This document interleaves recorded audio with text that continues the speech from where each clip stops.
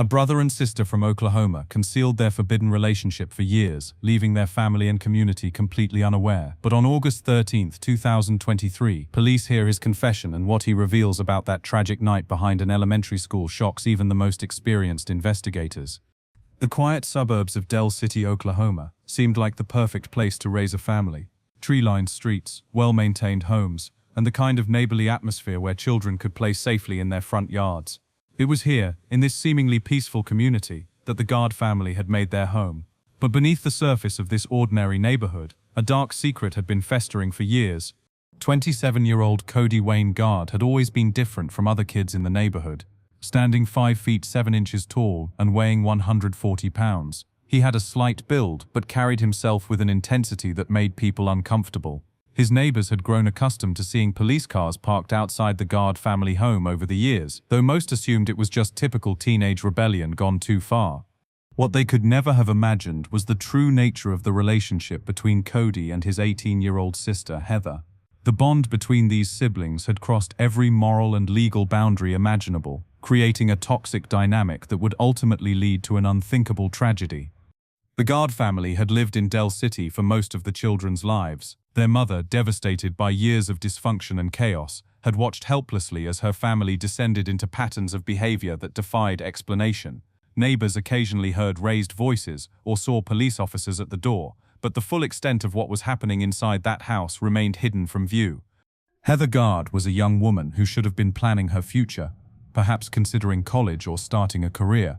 Instead, she found herself trapped in a relationship that violated every natural law and social norm. Those who knew her described her as quiet, often keeping to herself, with the kind of withdrawn demeanor that suggested she was carrying burdens far too heavy for someone her age. The relationship between Cody and Heather had developed gradually over the years, beginning when they were much younger and escalating into something that their own family members had become aware of but felt powerless to stop. It was a secret that corroded the foundation of their household and created an environment where normal boundaries simply did not exist. Del City police had been called to the Garde residence multiple times over the years for various incidents involving Cody. His criminal history read like an escalating pattern of antisocial behavior, with charges ranging from burglary to driving under the influence. Each arrest seemed to be a warning sign that something much more serious was building beneath the surface. The community of Del City, with its population of just over 21,000 residents, was the kind of place where serious crimes made headlines and shocked residents. Most families felt safe letting their children walk to school or play in neighborhood parks. The Townsend Elementary School, located in a quiet residential area, was considered one of the safer parts of town where children learned and played without fear. The Garde family's troubles had roots that ran much deeper than anyone in their neighborhood could have suspected. Cody Wayne Garde had been born into a household where dysfunction seemed to be passed down through generations, creating patterns of behavior that would prove nearly impossible to break. From an early age, Cody displayed behaviors that concerned teachers and family members alike. He struggled with impulse control, had difficulty maintaining friendships, and showed little regard for rules or authority figures. His school records documented numerous incidents of aggressive behavior toward other students and defiant attitudes toward teachers who tried to help him. Heather, 8 years younger than her brother, had grown up in the shadow of Cody's increasingly erratic behavior. She was often described by teachers as a bright child who seemed older than her years, perhaps forced to mature quickly due to the chaotic environment at home. Those who knew the family noticed that Heather often seemed anxious around her older brother, though they attributed this to normal sibling dynamics rather than anything more troubling. The inappropriate relationship between Cody and Heather had allegedly begun when she was still a child, according to what family members would later reveal to investigators. This revelation would shock even experienced social workers and law enforcement officers who had seen many disturbing cases throughout their careers. Their mother had reportedly been aware of the inappropriate relationship for years but felt overwhelmed and unsure how to handle such a complex and devastating situation. The family had become increasingly isolated from their extended relatives and community support systems, making it even more difficult to seek help or intervention. Cody's criminal behavior had escalated throughout his teenage years and into adulthood. His first arrest came when he was still a minor, charged with burglary after breaking into a neighbor's home. This initial brush with the law would prove to be just the beginning of a pattern that would continue for over a decade. By the time he reached his 20s, Cody had accumulated an impressive criminal record that included charges for burglary, driving under the influence, and malicious destruction of property. Each arrest seemed to represent a missed opportunity for intervention, a chance to address the underlying issues that were driving his increasingly dangerous behavior. The family's financial situation had deteriorated over the years as well. Multiple arrests, legal fees, and Cody's inability to maintain steady employment had created additional stress and instability in an already troubled household. This economic pressure only added to the isolation and dysfunction that characterized their daily lives. Heather had managed to graduate from high school despite the chaos at home. Though teachers remembered her as a student who often seemed distracted and withdrawn, she had shown academic potential but appeared to lack the support system necessary to pursue higher education or develop career goals. The inappropriate relationship between the siblings had continued to develop throughout Heather's teenage years, creating a toxic dynamic that family members felt powerless to address. Some relatives had attempted to intervene or offer help, but their efforts were met with resistance and denial from both Cody and Heather. By early 2023, the situation in the Garde household had reached a critical point. Cody's legal troubles were mounting, with multiple pending cases working their way through the court system. His behavior had become increasingly unpredictable, and those close to the family sensed that something terrible was building toward an inevitable conclusion. The forbidden relationship between Cody and Heather had evolved into something that defied every moral and legal standard society had established to protect vulnerable individuals. What made this case particularly disturbing was how family members had become aware of the inappropriate relationship, yet felt unable or unwilling to take decisive action to protect Heather. According to police interviews conducted after the tragedy, several family members had knowledge of the incestuous relationship between the siblings. This revelation would later become a central focus of the investigation, as authorities tried to understand how such a situation could continue for years without proper intervention from adults who had a responsibility to protect a vulnerable young woman. The relationship had allegedly persisted through Heather's formative teenage years, a period when young people typically develop healthy relationships with peers and begin to establish their independence from family. Instead, Heather found herself trapped in a dynamic that prevented normal social and emotional development. Cody's criminal behavior during this period seemed to escalate in both frequency and severity. In June of 2023, just 2 months before the tragedy, prosecutors had been forced to drop a felony burglary case against him due to uncooperative witnesses. This pattern of cases falling apart due to witness issues had become a recurring theme in Cody's legal history. The dropped charges represented a missed opportunity for intervention that might have prevented the ultimate tragedy. Had Cody been incarcerated on the burglary charges, he would not have been free to commit the final act of violence that would claim his sister's life. During this same period, Cody was dealing with 2 pending misdemeanor cases that were scheduled for hearings in mid-August 2023. One case involved driving under the influence and driving with an open container of alcohol, charges that had been filed in September 2022. The other case involved malicious destruction of property valued at less than $1,000, filed just 5 months before the tragedy occurred. The legal system's inability to effectively manage Cody's escalating behavior pattern represented a systemic failure that would have deadly consequences. Each dismissed case or lenient sentence seemed to reinforce his belief that he could act without facing serious consequences for his actions. Substance abuse had become an increasingly significant factor in both siblings' lives during this period. According to police reports, both Cody and Heather were using illegal drugs on the night of the tragedy, a detail that would become crucial to understanding the events that led to Heather's death. The drug use had likely begun as a way for both siblings to cope with the psychological trauma of their inappropriate relationship, but it had evolved into another layer of dysfunction that made their situation even more dangerous and unpredictable. Neighbors had begun to notice increasingly strange behavior from the Garde family during the months leading up to the tragedy. There were reports of loud arguments at all hours, unusual comings and goings, and a general sense that something was seriously wrong in that household. Despite these warning signs, no one in the community felt equipped to intervene effectively. The complex nature of the family's problems, combined with a general reluctance to get involved in what appeared to be domestic issues, meant that potential helpers remained on the sidelines while the situation continued to deteriorate. The isolation of the Garde family had become almost complete by this point. They had few connections to community support systems, religious organizations, or social services that might have provided assistance or intervention. This isolation made it even more difficult for Heather to seek help or escape from her dangerous situation. The summer of 2023 had been particularly difficult for the Garde family. Cody's legal troubles were mounting with multiple court dates approaching, and the stress of these pending cases seemed to be affecting his already unstable mental state. His behavior had become even more erratic and unpredictable, creating an atmosphere of fear and tension in the household. The two misdemeanor cases against Cody were both scheduled for hearings on August 16th, just 3 days after the tragedy would occur. The timing of these court dates may have contributed to his increasingly agitated state during the days leading up to August 13th. He was facing the possibility of jail time if convicted on either case, a prospect that seemed to intensify his desperate and dangerous behavior. The driving under the influence case had been pending for nearly a year, working its way slowly through the court system while Cody remained free on bond. The case involved not only the DUI charge, but also a separate count of driving with an open container of alcohol, violations that suggested a pattern of substance abuse that was getting progressively worse.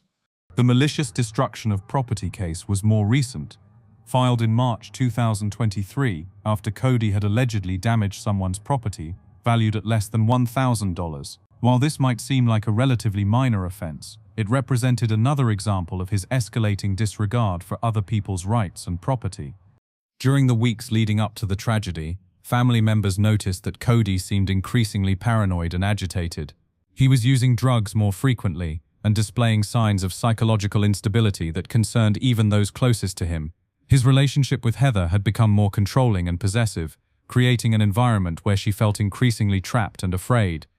The forbidden relationship between the siblings had reached a point where it was consuming both of their lives entirely. Heather had become completely dependent on Cody emotionally and financially, while he had become obsessively controlling of every aspect of her existence.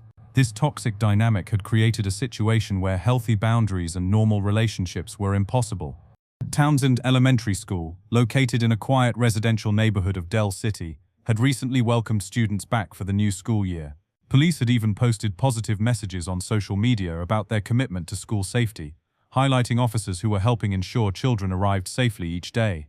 The area around the school was considered one of the safest parts of the community. The park area behind Townsend Elementary School was a place where families often brought their children to play during daylight hours. It featured code playground equipment, open grassy areas, and walking paths that made it popular with neighborhood residents. The idea that such a peaceful location would become the scene of such violence was unthinkable to community members. As August 13th approached, the tension in the Garde household had reached unbearable levels.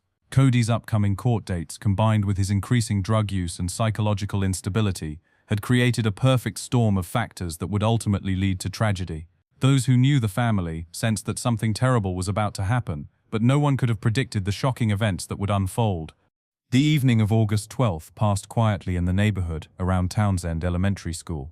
Families were settling into their weekend routines, children were playing in their yards, and the community felt safe and secure. No one could have imagined that by the next evening, their peaceful neighborhood would be forever changed by an act of unthinkable violence. August 13th, 2023, began like any other summer day in Del City, Oklahoma. The weather was warm, families were enjoying their weekend, and the community around Townsend Elementary School was peaceful and quiet. By the end of that day, however, everything would change for the Garde family and the entire neighborhood. According to the detailed confession that Cody would later provide to police, he and Heather had spent the evening using illegal drugs and engaging in sexual activity in the park area behind Townsend Elementary School. This location, which should have been a safe space for children and families, became the setting for the most tragic night of both siblings' lives. The park behind the elementary school was secluded enough to provide privacy, especially during the late evening hours when most families were inside their homes. The area featured mature trees, code playground equipment, and open grassy spaces that were typically filled with the laughter of children during daylight hours. On this particular night, however, it would become the scene of unfathomable violence. Cody told police that during their sexual encounter, Heather had allegedly told him to hit her, but he claimed he did not want to comply with this request. This detail from his confession would later become a focal point for investigators trying to understand the psychology behind what happened next. What occurred in those dark moments behind Townsend Elementary School represented the culmination of years of dysfunction, abuse, and escalating violence.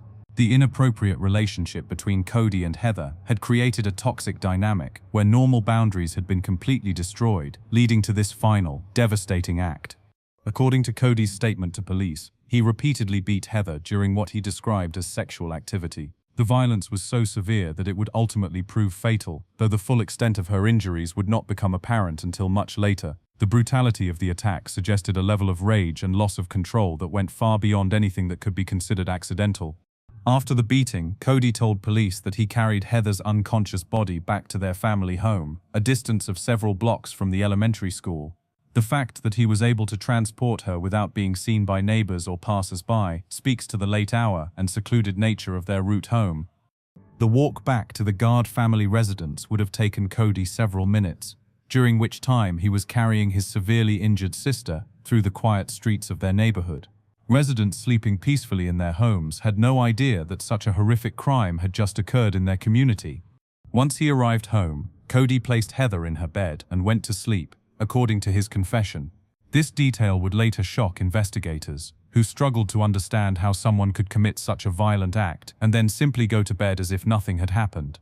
The fact that Cody was able to sleep after what he had done suggested either a complete lack of empathy and remorse or a psychological disconnect from reality that was deeply disturbing.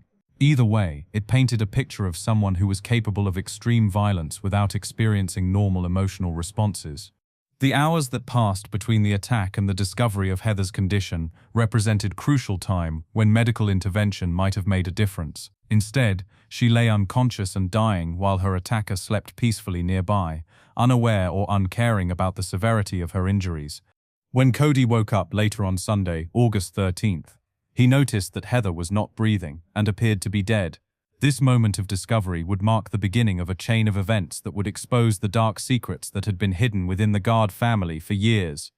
The discovery that Heather was not breathing transformed what might have remained a hidden crime into a medical emergency that would ultimately expose the shocking truth about the Garde family's long-kept secrets. The frantic moments that followed would set in motion an investigation that would reveal details too disturbing for most people to comprehend. When Cody realized that his sister was unresponsive, the family immediately sprang into action. Rather than calling emergency services to the house, they made the decision to transport Heather directly to Oklahoma Heart Hospital, a decision that may have been motivated by a desire to avoid immediate police involvement at their residence. The rush to Oklahoma Heart Hospital became a desperate race against time, though it was likely already too late to save Heather's life. The family members who participated in this emergency transport were probably operating on hope and adrenaline, not yet fully understanding the severity of her condition or the circumstances that had caused it. Oklahoma Heart Hospital was a well-equipped medical facility with experienced emergency room staff who were trained to handle the most serious trauma cases. However, when Heather arrived, the medical professionals quickly realized that her injuries were beyond their ability to treat successfully. The medical team that examined Heather would have immediately recognized that her injuries were consistent with severe physical trauma. The pattern and extent of her injuries would have raised immediate red flags for healthcare workers who were trained to identify signs of violence and abuse. Despite the best efforts of the emergency medical staff, Heather Garde was pronounced dead at Oklahoma Heart Hospital. This official confirmation of death marked the moment when what had been a medical emergency transformed into a homicide investigation that would shock the entire community. The hospital staff, following standard protocols for suspicious deaths, immediately contacted law enforcement to report the case. The circumstances surrounding Heather's death, combined with the nature of her injuries, made it clear that this was not a natural death or accidental injury.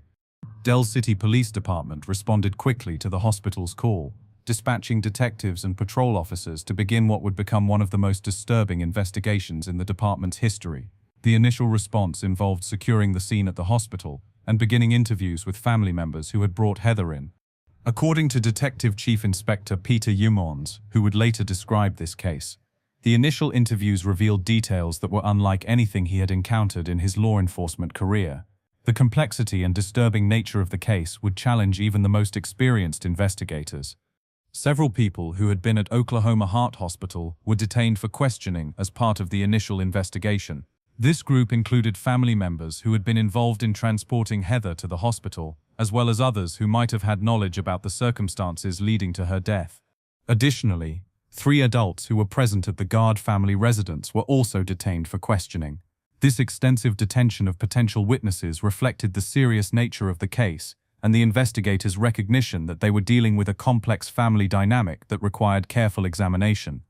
The initial confusion and chaos at the hospital gradually gave way to a more systematic investigation as detectives began to piece together the events that had led to Heather's death. The process of interviewing family members and gathering evidence would reveal a web of secrets and dysfunction that had been hidden for years.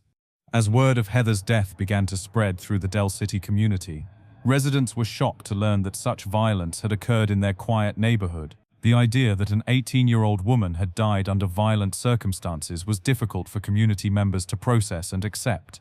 The investigation into Heather Garde's death moved quickly as detectives began conducting detailed interviews with family members and others who might have information about the circumstances surrounding the tragedy. What they would discover during these interviews would shock even seasoned law enforcement professionals who thought they had seen everything. Detective Major Michael Arterbury of the Del City Police Department took the lead in interviewing Cody Wayne Garde, the victim's brother and the primary suspect in her death. What emerged during these conversations would provide investigators with details that were both crucial to understanding what happened and deeply disturbing in their implications. During his police interviews, Cody provided what investigators described as detailed statements confessing to both the murder of his sister and to having maintained an incestuous relationship with her. The fact that he was willing to discuss both crimes openly suggested either a complete lack of understanding about the legal consequences he faced or a psychological state that prevented normal reasoning. Major Arterbury later told reporters that Cody had confessed to the crimes that occurred, providing law enforcement with the detailed account of events that formed the foundation of their case. The confession eliminated much of the guesswork that typically characterizes homicide investigations, though it raised new questions about the psychological factors that had led to such violence. The revelation that family members had been aware of the incestuous relationship for years added another layer of complexity to the case. Investigators had to grapple with questions about why no one had intervened to protect Heather or sought help from authorities who might have been able to provide assistance.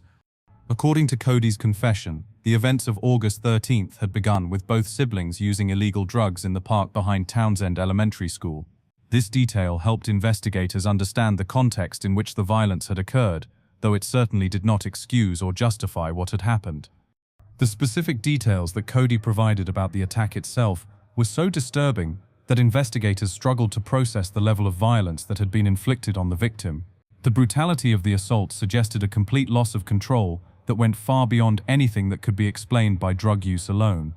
Cody's claim that Heather had asked him to hit her became a focal point for investigators trying to understand the psychology behind the attack. Whether this claim was true or represented an attempt to shift responsibility for his actions, it highlighted the toxic dynamic that had existed between the siblings.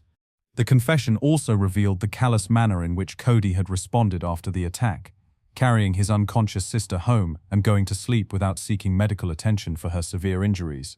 This behavior demonstrated a level of indifference to human suffering that deeply troubled investigators. Based on Cody's detailed confession and the evidence collected during the investigation, he was formally charged with second-degree murder and incest. These charges reflected the serious nature of both crimes and carried the potential for significant prison sentences if he were to be convicted. Oklahoma law regarding incest specified that when persons within the degrees of consanguinity that make marriage illegal commit adultery or fornication with each other, it constitutes a felony punishable by no more than 10 years in prison. The murder charge carried even more serious penalties, including the possibility of life imprisonment. Second-degree murder under Oklahoma law does not require premeditation, but occurs when someone with a depraved mind carries out an act imminently dangerous to another person, or in the course of certain felonies. A conviction on this charge would mean at least 10 years in prison, but no more than a life sentence. The community of Del City was stunned by the revelation that such horrific crimes had occurred in their quiet neighborhood. Residents struggled to understand how a family could harbor such dark secrets for years without anyone recognizing the danger that Heather faced. The formal charges against Cody Wayne Garde marked the beginning of a legal process that would bring some measure of justice for Heather's death while highlighting the systemic failures that had allowed such a tragedy to occur. The case would also serve as a stark reminder of the importance of recognizing warning signs and taking action to protect vulnerable individuals. Oklahoma County Detention Center records confirmed that Cody was booked on Tuesday, August 15, 2023, just 2 days after his sister's death. He was held without bond on both the second-degree murder and incest charges, reflecting the serious nature of the crimes and the potential danger he posed to the community. The decision to hold Cody without bond was based on several factors, including the violent nature of the murder charge, his extensive criminal history, and the risk that he might flee if released. His past pattern of legal troubles and failure to appear for court dates likely influenced the judge's decision to keep him incarcerated pending trial. The timing of Cody's arrest, just one day before his scheduled court appearances on the pending misdemeanor cases, highlighted how quickly his legal situation had escalated from relatively minor charges to the most serious crimes possible. The DUI and property destruction cases that had seemed important just days earlier now appeared trivial in comparison to murder and incest charges. The legal proceedings that followed would provide an opportunity for the community to seek answers about how such a tragedy could have been prevented. Questions arose about the effectiveness of the criminal justice system in managing repeat offenders, and the availability of mental health and social services for troubled families. Cody's extensive criminal history, dating back to 2016, represented multiple missed opportunities for intervention that might have prevented the ultimate tragedy. Each dismissed case or lenient sentence had potentially contributed to his belief that he could act without facing serious consequences. The fact that a felony burglary case had been dropped just 2 months before the murder due to uncooperative witnesses highlighted problems with the criminal justice system's ability to prosecute cases effectively. Had Cody been incarcerated on those charges, Heather might still be alive today. For the Del City community, Heather's death served as a wake-up call about the importance of recognizing signs of family dysfunction and taking action to protect vulnerable individuals. The tragedy highlighted how isolation and secrecy can allow dangerous situations to escalate unchecked. Mental health professionals and social workers emphasized that cases like this one underscore the critical importance of community awareness and intervention. Family members, neighbors, teachers, and others who interact with troubled individuals have a responsibility to report concerns to appropriate authorities. The signs of dysfunction in the Garde family had been visible for years to those who chose to look. Cody's repeated arrests, the family's isolation, and reports of unusual behavior all represented warning signals that, if properly addressed, might have led to intervention and support. Educational institutions, law enforcement agencies, and social service organizations can play crucial roles in identifying and assisting families in crisis. However, their effectiveness depends on community members being willing to report concerns and seek help when they observe troubling patterns of behavior. For other families dealing with similar issues, Heather's death serves as a tragic reminder that secrets and silence can be deadly. Incest and family violence thrive in environments where victims feel they have no one to turn to for help and protection. Resources are available for families dealing with abuse, mental health issues, and other crises that can lead to violence. Organizations like the National Sexual Assault Hotline, the National Domestic Violence Hotline, and local mental health services provide confidential support and assistance to those in need. The importance of early intervention cannot be overstated. When family members, friends, or community members notice signs of abuse or dysfunction, taking action to report concerns and seek help can literally save lives. Waiting for situations to resolve themselves, or hoping that problems will improve on their own, can have devastating consequences. Heather Garde's death represents not just a personal tragedy for her family, but a failure of systems and communities that should have protected her. Her memory serves as a reminder that we all have a responsibility to watch out for vulnerable individuals and take action when we see signs of danger. The case also highlights the devastating consequences that can result from untreated mental health issues, substance abuse, and family dysfunction. When these problems are allowed to fester without intervention, they can escalate into violence that destroys lives and communities. As the legal proceedings against Cody continue to work their way through the court system, the Del City community continues to grapple with questions about how such a tragedy could have occurred in their midst. The case has sparked important conversations about family violence, community responsibility, and the need for better support systems for troubled families. If this case has opened your eyes to the hidden dangers that can exist within families, and the critical importance of speaking up when you notice warning signs of abuse or dysfunction, then Criminal Mind Cortex has achieved its mission of not just telling these difficult stories, but providing valuable lessons that could potentially save lives. Make sure to subscribe to Criminal Mind Cortex for more investigations into cases that reveal the complex realities of human behavior and the importance of community awareness in preventing tragedies. Hit that notification bell so you never miss our latest examinations of cases that remind us all of our responsibility to protect the most vulnerable members of our communities.